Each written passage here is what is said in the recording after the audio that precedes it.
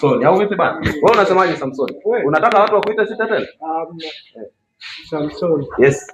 Huyu ni Samsoni, sio Sita. Huyu ni Samsoni. Kwa watu waone watu kama hawa wakikutana nao mahala na wana uwezo wa kuwafanyia kitu, basi wafanye kitu ili watu warudi kwenye maisha yao ya zamani. Kwa sababu kuna watu wana makabati yamejaa nguo. Lakini ona Sita nguo anaoivaa. Ona nguo anaivaa Sita. Kuna makabati ya nguo watu wamevaa. Kuna watu wanazo hela.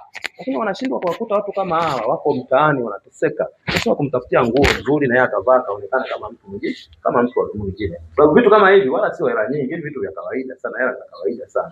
Kweli hatuna hela lakini bado tunao uwezo wa kuwasaidia ndugu zetu, jamaa zetu na Watanzania wenzetu. Umeona? Popote ulipo Mtanzania, kama kuna mtu yuko na maisha kama ya Sita hivi na unajua unao uwezo wa kumsaidia, just do it. Usimpite, usimwache. Mrudishe kwenye maisha yake. Kesho akiwa kwenye fomu, akirudi kwenye mtandao wake, atakuja kusema kuna jamaa mmoja, kuna mwamba mmoja alisaidia. Kuna mwamba mmoja alinitoa kwenye matope akaniweka kwenye mstari. Umeona bana? Haya sio maisha yetu. Watanzania tunapendana.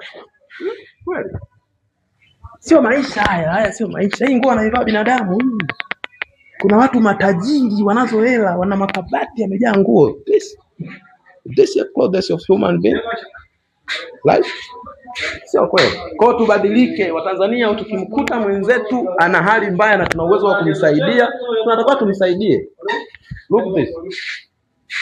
This is not fair.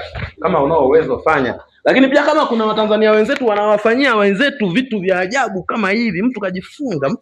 Unaona hizi kitu? Unaona mkono? Hebu Sita muonyeshe. Mbona mkono anajifunga?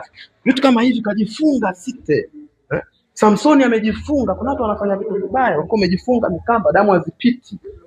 Kwa tubadilike, tukiwaona wenzetu wako kwenye matatizo, tuweze kuwasaidia ili maisha mengine yafanye nini? Maisha mengine yaendelee. Sawa.